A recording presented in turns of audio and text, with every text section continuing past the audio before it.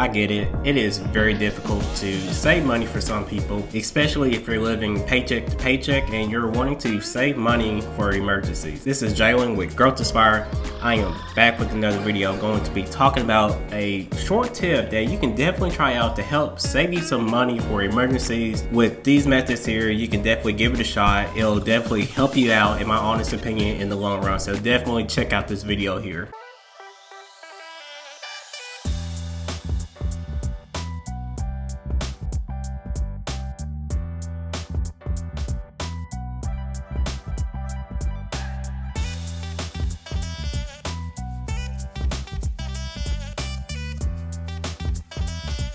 So a lot of times, I know from past history, it is difficult for me to save money for emergencies, primarily because I was keeping track with when it was coming out my account. For example, if I have a primary checking account and I have a savings account, I would automatically just transfer money from my checkings to my savings account. It could be linked to the same exact bank and everything. And I know if I'm running low on funds, I can look into my savings account and immediately transfer funds. So there is a way that you can kind of steer away from using that kind of temptation to taking money out of your savings account. There are a few things that you can definitely try out to help from using and spending money from your savings account. One of the first things that I would recommend is having a savings account with another bank that you don't primarily use. For example, if I have a savings account, I will use a savings account with a credit union with a local bank, or you can go with one with the state, or more of the popular ones that goes across the United States, like maybe Federal Credit Union. I would recommend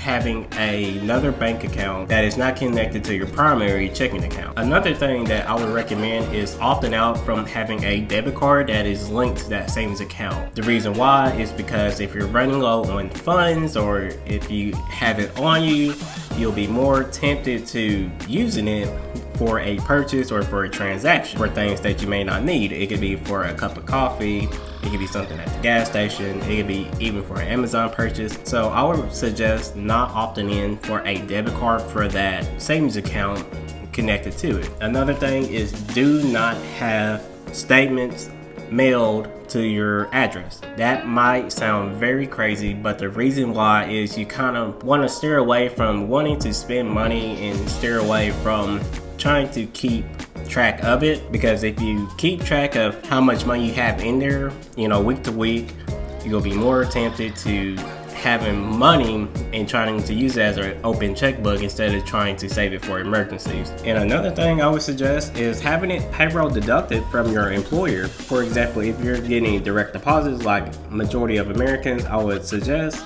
getting the payroll deducted from your employer. That way you don't have to see the accounting part of it from your primary checking account. That way you won't be more tempted to see how much more money that you have in your savings account, and it will keep you from wanting to be more tempted to wanting to draw it out. So that is definitely something that I would encourage people to try out. It's just a small suggestion. It may help out with a lot of people. That's definitely something I would recommend people to try out. If you like this video, please like, subscribe, comment your thoughts about it. I appreciate you guys who is tuning in and watching these videos. Hope you guys have a good day. See ya.